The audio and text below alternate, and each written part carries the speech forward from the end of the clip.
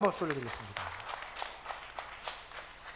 네, 그야말로 무더운 여름입니다. 어떻게들 보내고 계십니까? 건강하시지요? 네, 아멘. 우리 앞뒤 좌우 여러분과 이렇게 인사했으면 좋겠습니다. 무더운 여름 승리하십시오. 건강하십시오. 네, 건강하십시오. 이제 곧 돌아오는 토요일부터는 복날도 시작된다고 합니다. 이보다 더 더울 예정이라는 얘기죠. 더울 때를 어떻게 보내면 좋겠습니까? 네. 목필균 시인은 여름 안부라는 시에서 이렇게 이야기했습니다. 제가 읽어드리겠습니다. 더울 때는 그냥 덥자. 덥다 하면서 그냥 덥자. 선풍기를 틀고 샤워도 하고 산과 바다로 여기저기 땀 흘리며 더울 때는 그냥 덥자. 이게 시인가 싶죠? 시가 참 재미있습니다.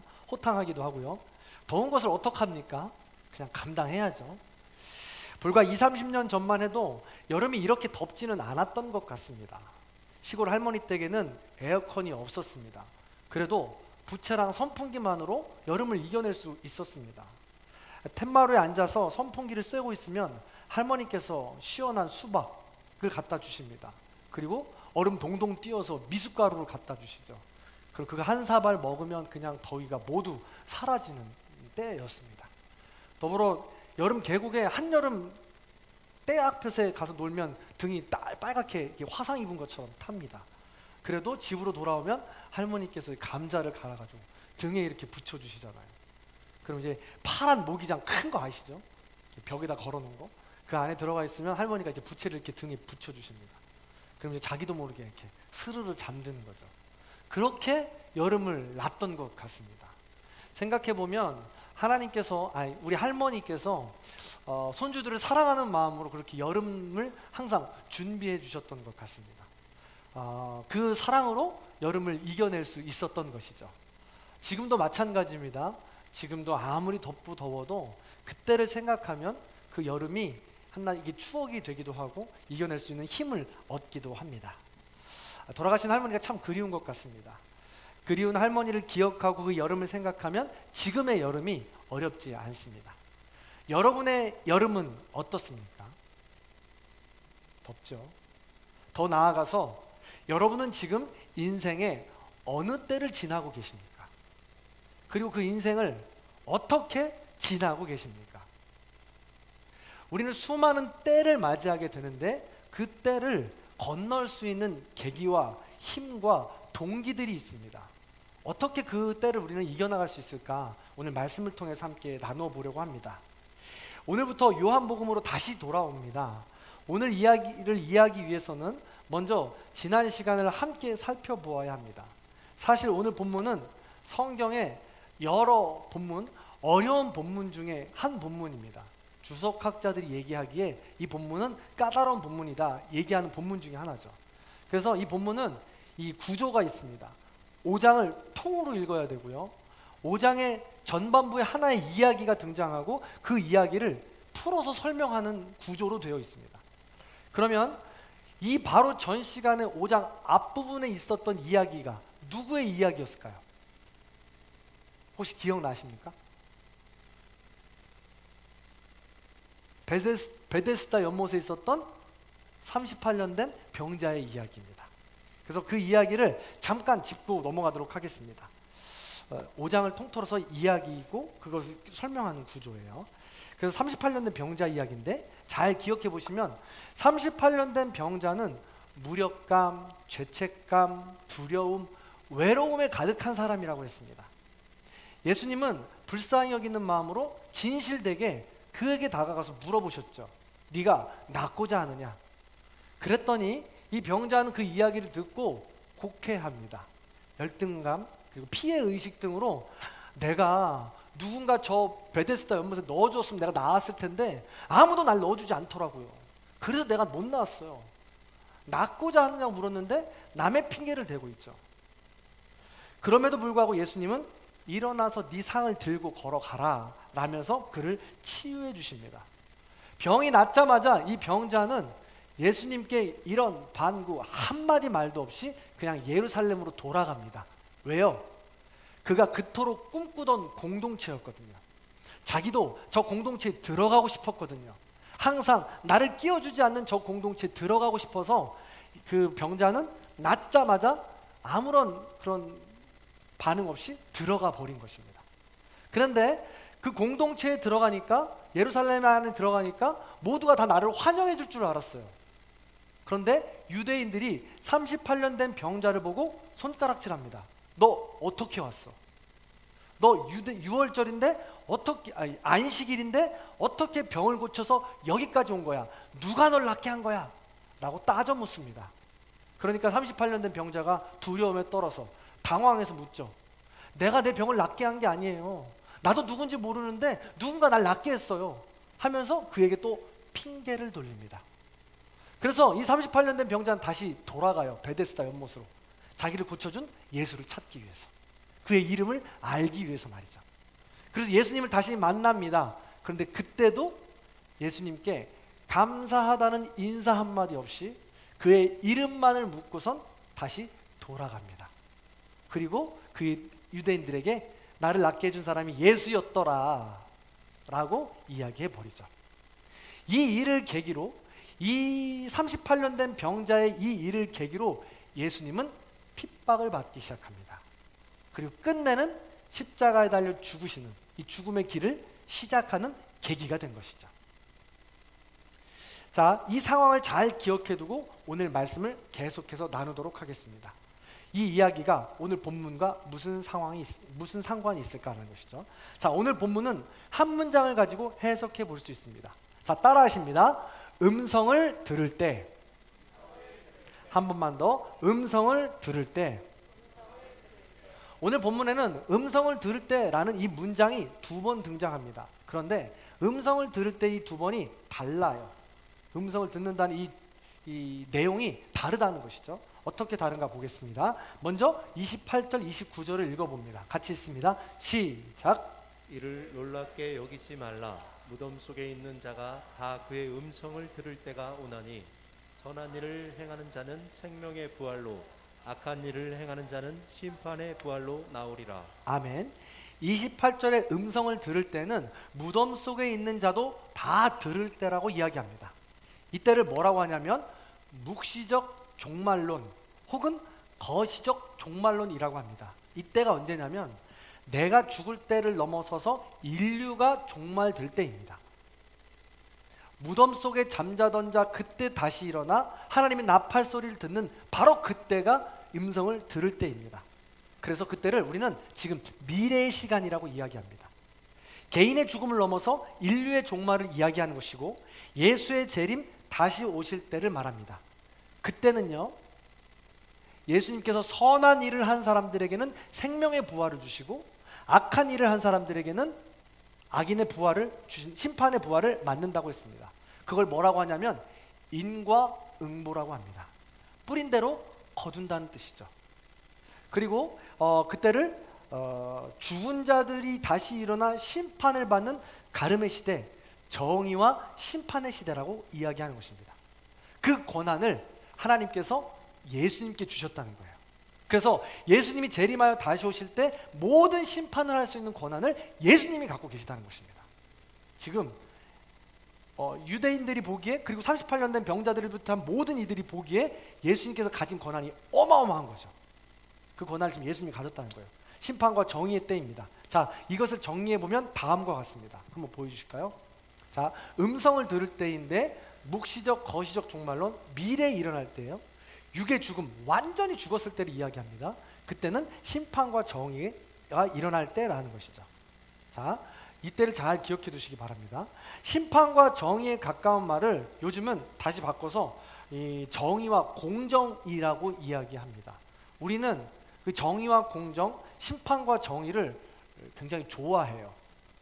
나에게는 심판과 정의, 공정을 적용하기는 어려워하면서 타인에게는 심판하고 정의, 판단, 비판하는 것을 서슴없이 좋아한다는 것이죠.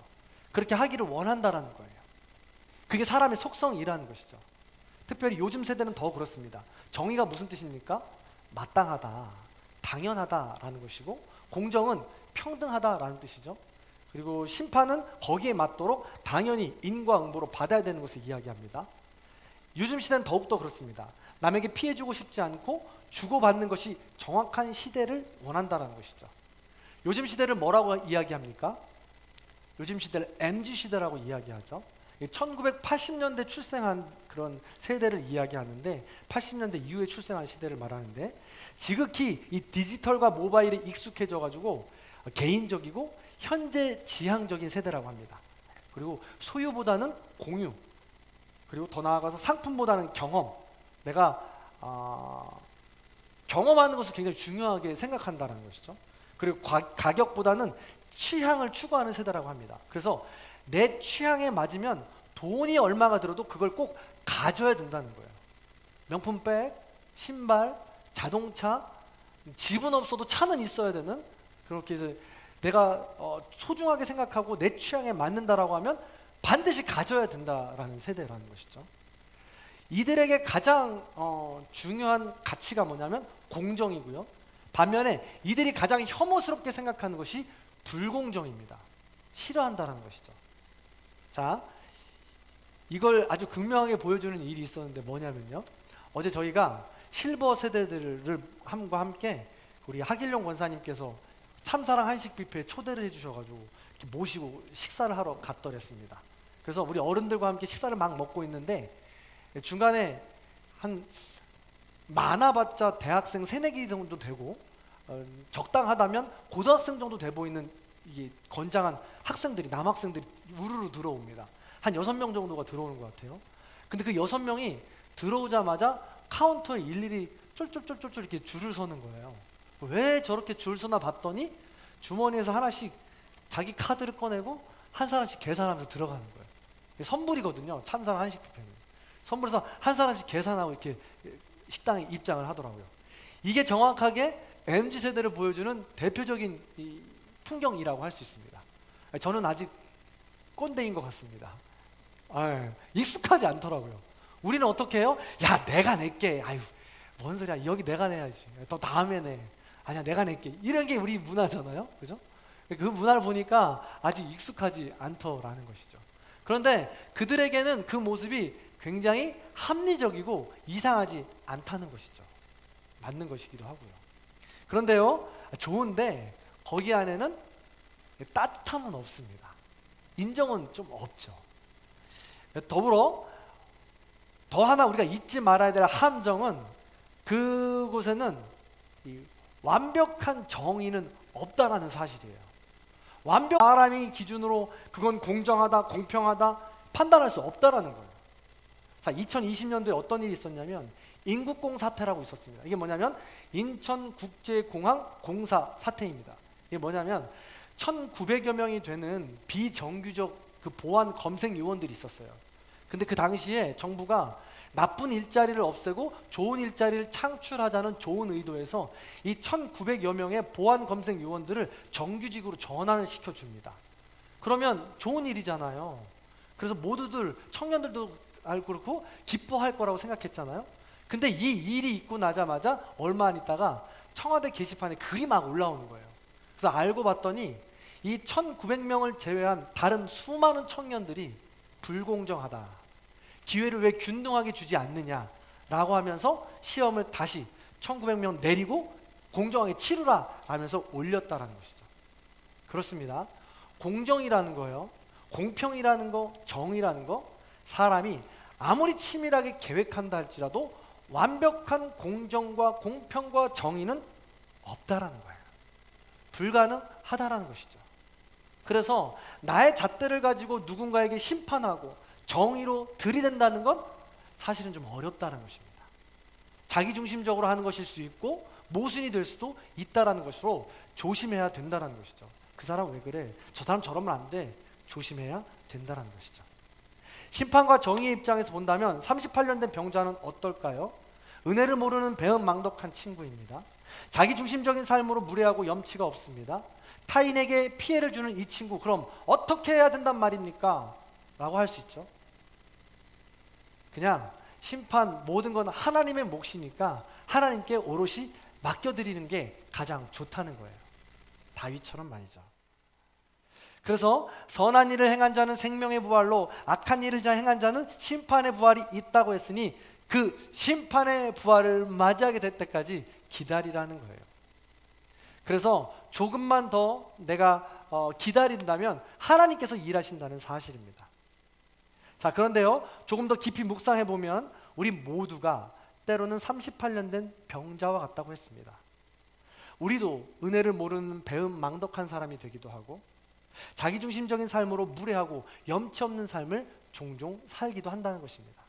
그러므로 우리도 조심해야 된다는 것이죠. 자, 그렇다면 실수와 실패, 불의와 공정함이 가득한 이때를 어떻게 보내면 좋겠습니까? 자, 한 번 더 따라 하십니다. 음성을 들을 때. 그렇습니다. 또 다른 음성을 들어야 합니다. 자, 25절입니다. 함께 같이 읽어보겠습니다. 읽습니다. 시작. 진실로 진실로 너희에게 이르노니 죽은 자들이 하나님의 아들의 음성을 들을 때가 오나니 곧 이때라. 듣는 자는 살아. 아멘. 죽은 자들이 하나님의 아들의 음성을 들을 때가 옵니다. 아까는 무덤 속에 있는 자들이 하나님의 음성을 들을 때가 온다고 했잖아요. 똑같은 말 아닌가요? 라고 물어볼 수 있습니다. 그렇습니다. 똑같은 말일 수도 있는데 그 아까 나누었던 그 해석과는 조금 더 다른 해석의 여지가 있습니다. 뒤에 말을 듣고 다시 해석해 볼 수 있다는 것이죠. 뭐라고 했냐면 듣는 자는 살아나리라 라고 했습니다. 그러니까 들을 수도 있고 듣지 않을 수도 있는 기회가, 여지가 아직 우리에게 남아있다는 거예요. 굉장히 유명한 본문입니다. 완전히 아직 죽음을 말하는 것은 아니라는 것인데 24절에도 더 큰 힌트가 들어있습니다. 자, 24절도 읽어보겠습니다. 읽습니다. 시작. 내 말을 듣고 또 나 보내신 이를 믿는 자는 영생을 얻었고 심판에 이르지 아니하나니 사망에서 생명으로 옮겼느니라. 아멘. 그렇습니다. 아직 완전한 심판까지는 오지 않았다는 거예요. 지금 현재의 시간을 말하는 것입니다. 즉 28절 아까의 음성을 들을 때를 미래라고 한다면 25절의 음성을 들을 때는 지금 현재를 말하는 것입니다. 그리고 그 죽은 자는 나의 몸과 영이 다 죽은 게 아니라 나의 영혼이 죽어가는 때를 이야기합니다. 영혼은 그럼 어떻게 죽나요? 허물과 죄로 죽죠. 에베소서 2장 1절에 이하에 보면 이렇게 나와 있습니다. 그는 허물과 죄로 죽었던 너희를 살리셨도다. 허물로 죽은 우리를 그리스도와 함께 살리셨고 너희는 은혜로 구원을 받은 것이니라. 현재를 이야기하는 것입니다. 우리는 완벽하고 완전한 사람이 아닌지라 오늘도 허물과 죄로 자기중심적인 나의 욕심으로 죄를 짓고 살아갑니다. 그 허물 때문에 나의 영혼은 날마다 죽습니다. 그러나 하나님의 음성을 듣는다고 한다면, 그 음성대로 순종하자고 한다면 우리는 그 순간마다 날마다 다시 살아날 수 있다는 것이죠. 그래서 아직은 우리는 구원을 받을 수 있는 여지, 하나님의 음성과 사랑과 음성을 들을 수 있는 여지가 남아 있다는 것입니다. 그렇습니다. 우리는 지금 하나님의 음성을 들을 때가 바로 지금인데 그 음성은 심판과 정의의 음성을 넘어 은혜와 사랑의 음성이 된다는 것입니다. 자, 이것을 비교해 보자면 음성을 들을 때가 다음과 같습니다. 자, 보세요. 한번 보여주실까요? 아까 나누었던 음성을 들을 때는 묵시적, 거시적 종말론, 미래, 유괴 죽음, 심판과 정의, 이제 끝이야. 더 이상 기회가 없어. 그 음성을 들을 때입니다. 주님이 다시 오실 때 저와 여러분이 미리 죽었던 사람은 깨어나서 하나님의 마지막 심판, 판가름 날 때예요. 생명의 부활로 혹은 심판의 부활로 말이죠. 그때죠. 그러나 지금 한 이 음성을 들을 때는 미시적 종말론으로 나 한 사람 개인의 죽음을 이야기합니다. 아직 죽지 않았어요. 현재 살아있는 시간을 의미합니다. 다만 죄를 계속해서 짓고 살아간다면 영은 날마다 죽겠죠. 그러나 반대로 은혜와 사랑으로 하나님을 믿고 나아간다면, 예수 그리스도의 그 십자가 사랑을 내 것으로 받아들이는 삶을 계속 살아간다면 그 은혜와 사랑으로 우리는 날마다 다시 살아나는 것입니다. 그 음성을 말하는 거예요. 그렇습니다. 그래서 우리가 오늘 하루하루가 그 음성을 들을 때입니다. 사랑의 음성, 은혜의 음성입니다. 그 음성을 들었다면 그 음성을 믿고 그 음성대로 사랑과 은혜를 나누는 것입니다. 그것이 하나하나 쌓여서 심판과 정의의 때에 이르르면 부끄러움과 두려움 없이 하나님의 음성을 급기야 들을 수 있게 된다는 것이죠. 그래서 우리는 그 음성 들을 때를 미래를 바라보시고 기대하시고 이 지금 현재의 사랑과 은혜의 음성을 가지고 받고 살아내야 된다라는 것입니다. 그러니 우리가 아무리 정의와 공의를 외치고 그렇게 살려고 노력한다 할지라도 완벽하지 않잖아요. 그렇게 외친 정의는 공의는 도리어 나에게 화살이 되어서 날아올 수가 있다는 것입니다. 그래서 우리는 지금은 은혜와 사랑의 때를 살아야 되는 거예요. 심판과 정의의 때는 하나님께 맡겨드리고 은혜와 사랑의 때를 지금 살아내야 된다는 것입니다. 왜요? 예수님께서 그 길을 걸어가 주셨기 때문에 그렇습니다. 그렇다고 정의와 공의를 완전히 버리자는 말씀은 절대 아닙니다. 우리가 할 수 있는 한 최대한 정직하게 정의와 공의를 외치며 살아야 합니다. 그리고 할 수 있는 일이라면 연대해서 그 일들을 이루어 나아가야 합니다. 특별히 교회 일을 할 때가 더욱 그렇습니다. 은혜로 하면 되지. 다 맞는 말입니다. 그런데 부도덕하게 부정직하게 그 일들을 진행하면서 은혜로 하면 되지 덮어버리자? 아니라는 것이죠. 정직하게 정의와 공의를 가지고 최선을 다해서 하더라도 일이 틀어질 수 있습니다. 그때 은혜로 하면 되지 라는 말이 필요하다는 것이죠. 사랑하는 성도 여러분, 38년 된 병자로 다시 돌아가 보시기 바랍니다. 은혜를 모르는 배은망덕한 친구, 자기중심적인 삶으로 무례하고 염치 없으며 타인에게 피해를 주는 사람이라고 했습니다. 우리 주변에도 참 많죠. 그리고 그 사람이 우리 자신이기도 하지요. 놀랍게도 예수님은 심판하고 꾸짖으시며 정의와 공의를 외친 것이 아닙니다. 잠시 미뤄두신 것이죠. 그러면서 더 죄를 짓지 말라고 자기 자신을 더 살피라고 권면하시고 끝내는 그를 위해서 십자가를 지셨습니다. 38년 된 병자를 위해서 은혜와 사랑을 베푸셨습니다. 더 나아가 그 예수님의 은혜와 사랑은 오늘날을 살고 있는 저와 여러분에게도 베풀어주고 계시다는 사실입니다. 그래서 우리는 지금 하나님의 음성, 그의 음성, 사랑과 은혜의 음성을 듣고 그 길을 걸어가야 된다는 것입니다. 따라서 지금이 바로 은혜 받을 만한 때요, 사랑받을 만한 때라는 것이죠. 사랑하는 성도 여러분, 말씀을 정리해 보겠습니다. 이 여름을 어떻게 보내기로 하셨습니까? 전 할머니의 은혜를 기억하며 보내고자 합니다. 더 나아가서 불공정하고 실패와 실수, 모략과 술수가 넘치는 이 시대를 어떻게 보내기로 하시겠습니까? 은혜의 때를 사시겠습니까? 심판의 때를 사시겠습니까? 사랑의 때를 사시겠습니까? 남을 향한 정의라고 비판하고 판단하는 때를 사시겠습니까? 은혜의 때는 우리에게 베풀어 주시는 때요, 우리가 베풀 수 있는 때입니다. 그러나 심판의 때는 오롯이 예수 그리스도의 권한입니다. 정죄와 판단, 심판의 권한이 우리에게는 없습니다. 우리 주변에 38년 된 병자는 심판의 때를 어떻게 맞이할까요? 그에게 맡겨두세요.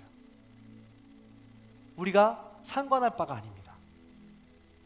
오롯이 내가 은혜와 사랑의 음성을 듣고 하나님께 집중한다면 나의 삶이 어느 순간 나도 모르게 깊어져 있을 것이고 사랑의 존재로 변화되어 있을 것입니다.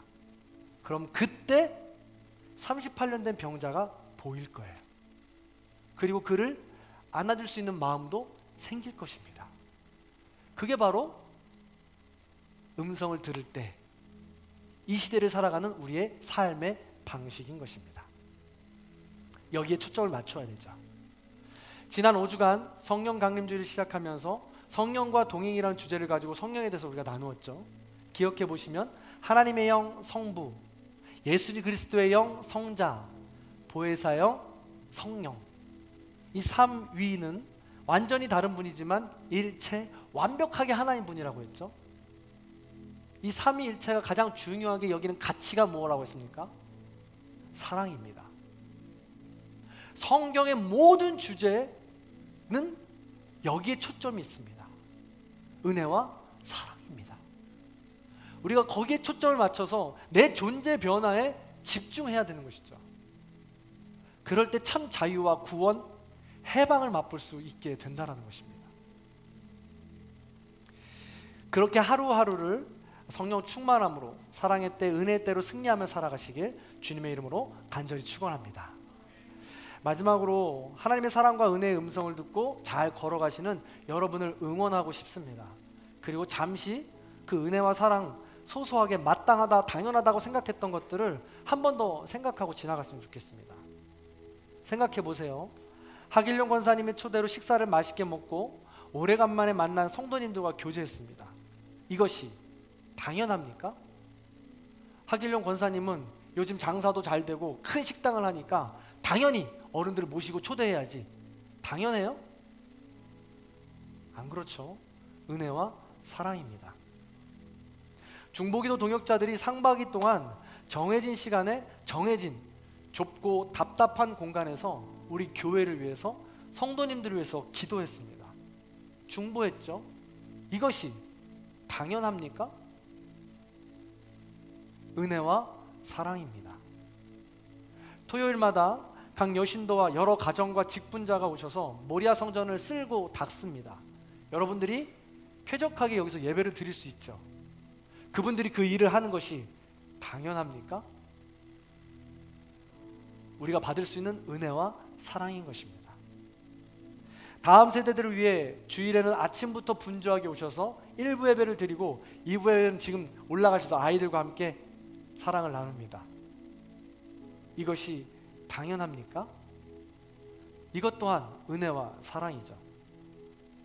뜨거운 날씨에는 더더욱 힘든 주차와 운행, 그리고 주방에서의 식사 준비를 위해 온통 땀을 흘리는 것, 이것이 당연합니까? 은혜와 사랑이죠. 뿐만 아닙니다. 찬양단을 비롯한 모든 예배를 위해 준비하고 애쓰는 손길들 당연합니까? 은혜와 사랑이죠. 이걸 우리는 당연한 것처럼 받고 살아갑니다. 아니요. 그 모든 것이 은혜요, 사랑이라고 고백할 때, 느낄 때, 감사할 때 그것이 바로 음성을 듣는 것이고, 그 음성을 듣고 살아가는 것이 날마다 조금씩 조금씩 나를 성장시키며 구원과 자유와 해방의 기쁨을 누리는 시간이 된다는 것입니다. 그 훈련을 우리는 하고 있다는 것이죠. 여기서 하는 것입니다. 만약에 정의와 심판, 당연한 마땅함에 초점을 맞춘다면 그 일들 못합니다. 나는 이만큼 하는데 너는 왜 그만큼 못해? 나는 이만큼 하는데 왜 그 사람은 그만큼 못해? 그러면 그 일 하지 마십시오. 안 해도 됩니다. 조금 은혜와 사랑을 충전할 때까지 충전하고 오셔도 됩니다. 그리고 남아있는 분들은 정죄와 판단이 아니라 은혜와 사랑으로 기다려줄 수 있어야 합니다. 그게 진짜 교회 공동체입니다. 그게 정말 은혜와 사랑으로 성숙해 가져가는 이 과정이요, 공동체라는 것이죠. 기다려줄 수 있고 또 믿어줄 수 있고, 그런 시간들, 사랑의 존재로 나 각 사람들이 변화되기 시작하면 그게 가능하다는 거예요. 눈에 보이는 사역들 중요하지 않습니다. 우리 각 사람 한 사람이 얼마나 사랑의 존재로 변화되느냐죠. 교회는 사랑의 훈련장이라고 했습니다. 다 안 하실 수 있습니다. 그러나 사랑의 존재로 변화되기 위한다면 나는 무언가 할 수 있고 하고 싶기 마련인 것이죠. 여러분, 시간이 그렇게 많지 않습니다. 굉장히 빨리 지나가는 중. 한 가지만 더 이야기해드리고 마치려고 합니다. 지난 주일에 주방에서 우리 공동 식사를 했습니다. 공동 식사를 하는데 제가 이제 조금 익숙해진 것 같아요. 그래서 이렇게 주일날 예배를 드릴 때 성도님들이 오시잖아요. 그러면 각자 앉는 자리가 정해져 있는 분들이 있습니다. 저의 눈에 띄고 싶지 않으시면 맨날 자리를 바꿔가면서 앉으셔야 돼요. 안 들키시려면. 그런데 딱 보이는 분들이 있어요. 그러면 정확하게는 아닐지라도 그날 안 오신 분들이 왜 안 오셨는지 이렇게 마음에 불편함이 남아있어요. 근데 주일날 주방에 갔는데 그랬어요. 주방에 마땅히 계셔야 되는 분이 있는데 안 보이시는 거예요. 근데 이게 뭐지? 그날 점심에 신방이 있어서 신방을 가는 바람에 이 뭐지 하는 찝찝함을 두고 그냥 신방을 다녀왔습니다. 그런데 문자가 한 통 왔어요.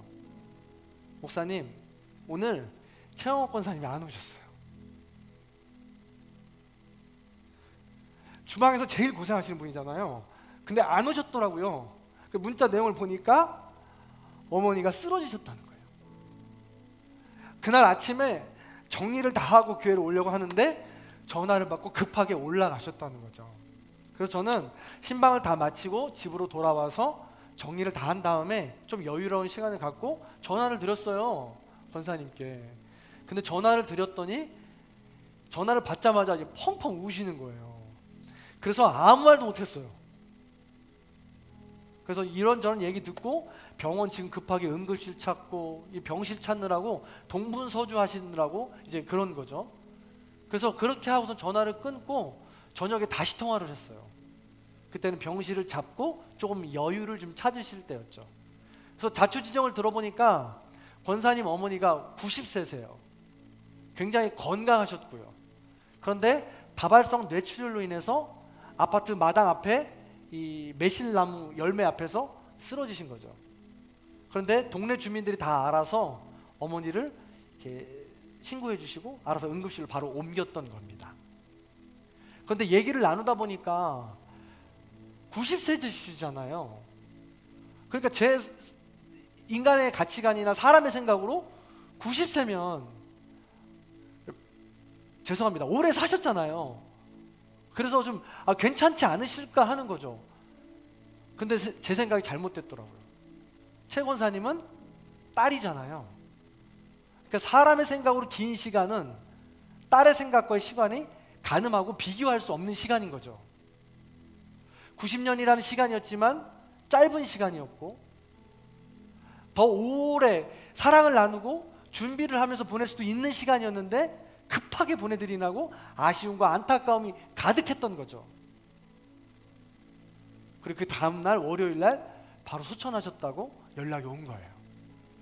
그리고 갔는데 권사님 눈이 이만해지셔가지고 계속 우시니까 퉁퉁 불어서 그랬더라고요.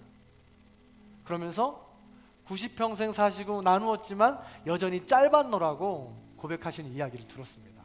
성도 여러분, 그렇습니다.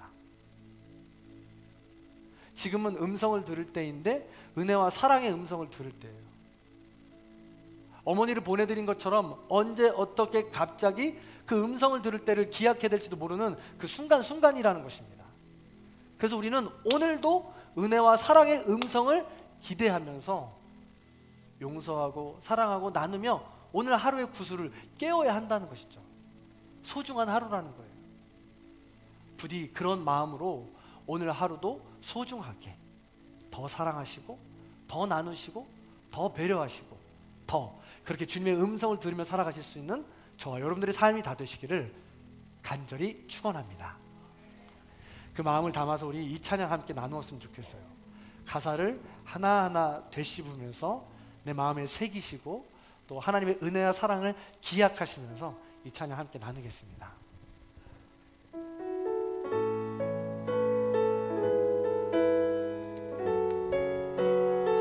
지금까지도 은혜와 사랑의 음성을 듣고 살았습니다. 주님 깨닫게 하여 주시옵소서.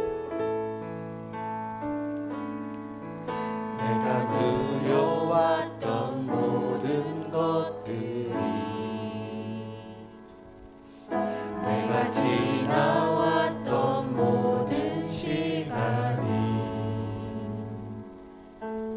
내가 걸어왔던 모든 순간이 당연한 것 아니라 은혜였소. 아침 해가 뜨고 저녁에 노을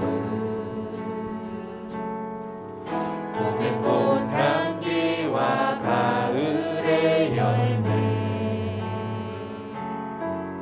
변하는 계절의 모든 순간이 당연한 것 아니라 은혜였소. 모든 것이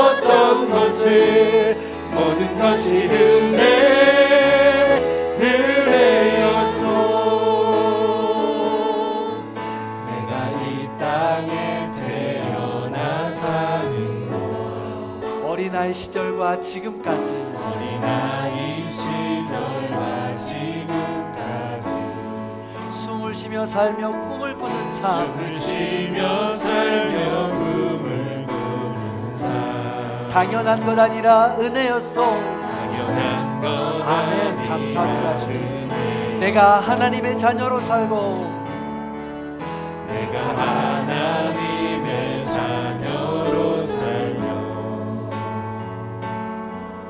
오늘 찬양하고 예배하는 삶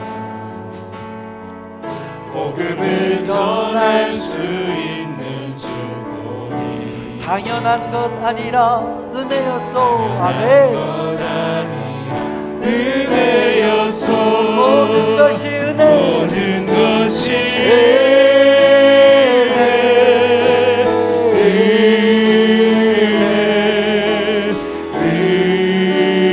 은혜 하늘에 내 삶에 당연한 것 하나도 없었던 것을 모든 것이 은혜 모든 것이 은혜입니다. 우리 두 손 들고 찬양하겠습니다. 모든 것이 은혜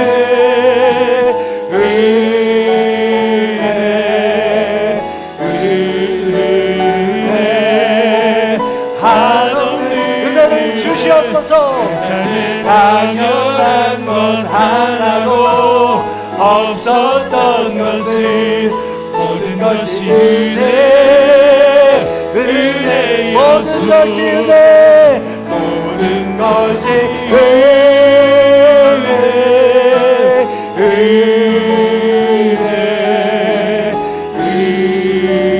은혜 하늘에 내 삶에 당연한 것 하나도 없었던 것을 모든 것이 우리 옆 사람의 손을 잡아주고 가족의 손을 잡고 함께 고백합니다. 모든 것이 모든 것이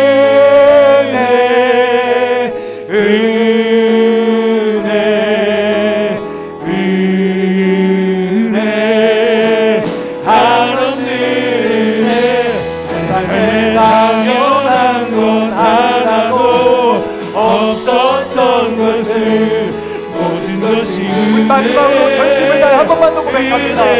모든 것이 은혜 모든 것이 은혜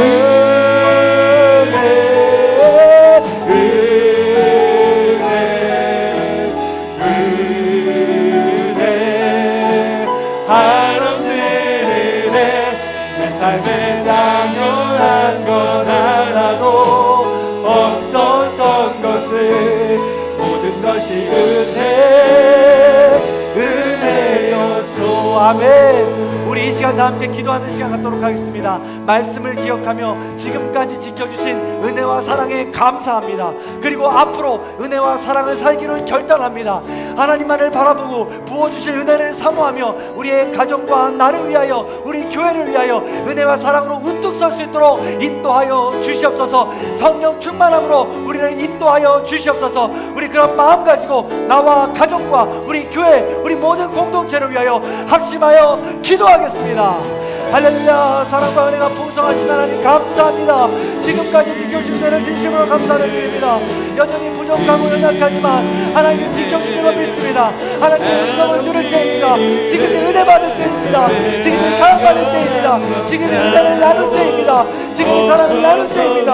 아버지는 주신 은혜를 기억하게 하여 주시고 짧게 짧은 인생 보는 말이나 않고 지치는 그 빠른 삶과 같은 인생 동안에 하나님만을 바라보고 찾을 수 있는 귀하고 거룩한 인생이 될 수 있도록 인도하여 주옵소서. 우리의 아내를 사랑하고 우리의 남편을 사랑하며 우리의 자녀들 더욱더 사랑하게 하여 주옵소서. 지금까지 주신 은혜를 기억하며 하나님께 나아갈 수 있도록 인도하여 주옵소서. 장래를 나아갈 수 있도록 위로를 통해 주옵시고 새로운 일어날 수 있는 귀한 자리에 수 있도록 인도하여 주시옵소서. 주님 붙잡아 주옵소서. 위로할 수 있도록 인도하여 주여. 아버지 하나님 우리의 모든 자녀들부터 시작해서 가정 하나하나 지켜주시옵소서. 교회 같은 일이 정할 수 있도록 인도하여 주옵소서. 믿음으로 은혜로 풍성할 수 있도록 인도하여 주옵소서. 사랑이 모든 계획할 때 모래성처럼 넘어질 수밖에 없습니다.